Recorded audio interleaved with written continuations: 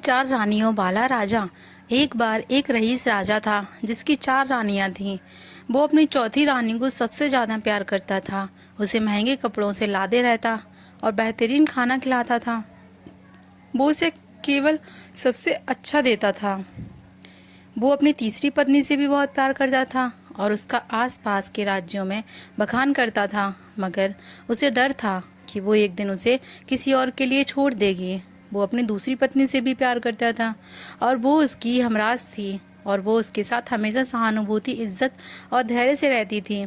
जब भी राजा को कोई परेशानी होती थी तो वो उसे बताता था ताकि वो राजा को इस परेशानी का हल बता सके। राजा की पहली पत्नी राजा की सबसे वफादार थी और राज्य और उसकी दौलत बढ़ाने में बहुत मदद करती थी, मगर वह अपनी पहली पत्नी से प्यार नहीं करता था। एक बार राजा बीमार पड़ गया और उसे समझ आ गया कि उसके पास समय बहुत कम है, इसलिए उसने अपनी चौथी पत्नी से पूछा कि मैंने सबसे ज़्यादा प्यार तुमसे किया है और तुम्हें सबसे बेहतरीन चीज़ों से नवाजा है, तुम्हारा सबसे ज़्यादा ध्यान रखा है।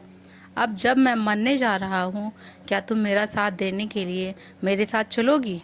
तब उसकी चौथी पत्नी ने जवाब दिया कि बिल्कुल नहीं। उसकी बात राजा के दिल में छुरी जैसी चुभी। अब दुखी राजा ने अपनी तीसरी पत्नी से पूछा कि मैंने सारी जिंदगी तुमसे प्यार किया, अब मैं जा रहा हूँ, क्या तुम मेरे साथ चलोगी? नहीं, ऐसा तीसरी पत्नी ने जवाब दिया। जिंदगी बहुत अच्छी है और जब तुम मरोगे तो मैं दोबारा से शादी करूँगी। अब राजा के दिल बैठ गया था और वो अब ठंडा पड़ गया था। फिर उसने अपनी दूसरी पत्नी से पूछा, मैंने हमेशा ज़रूरत के वक्त तुमसे मदद मांगी और तुमने भी हमेशा मेरा साथ भी दिया, लेकिन अब जब मैं मरूंगा क्या तुम मेरा साथ देने में मेरे साथ आओगी? माफ़ करना, इस बार मैं तुम्हारी मदद नहीं कर सकती। दूसरी पत्नी ने जवाब दिया, ज़्यादा से ज़्यादा मैं तुम्हें तुम्हारी कब्र तक छोड़ सकती हूँ। उसका जवाब बिजली की तरह राजा को लगा और वो बेहद दुखी हो गया। तभी एक आवाज़ आई, मैं आपके साथ चलूँगी और जहाँ आप जाएंगे वहाँ आपके साथ चलूँगी। राजा ने अपनी नज़र घुमाई तो उसकी पहली पत्नी खड़ी थी। वो बेहद कमज़ोर थी क्योंकि वो खाती नहीं थी। दुख से भरकर राजा ने कहा कि जब मेरे पास मौका था तब मुझे तुम्हारा बेहतर ध्यान रखना चाहिए था। दोस्तों, इस कहानी से हमें यह सीखने को मिलता है कि हमारी चौथी पत्नी हमारा शरीर है। हम चाहे इसे सजाने धजाने में कितना भी दिल लगाएं, मृत्यु के समय ये हमें छोड़ जाएगी। हमारी तीसरी पत्नी हमारी संपत्ति, दर्जा और दौलत है। जब हम मरते हैं ये औरों को मिल जाती है। हमारी दूसरी पत्नी हमारा परिवार और समीकरण है।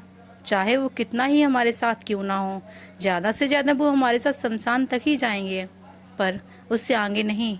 हमारी पहली पत्नी हमारी आत्मा है जो अक्सर दौलत, ताकत और अहंकार की सलत बेध्यान हो जाती है, मगर हमारी आत्मा ही एक ऐसी है जो जहाँ हम जाएंगे वहाँ तक जाएगी।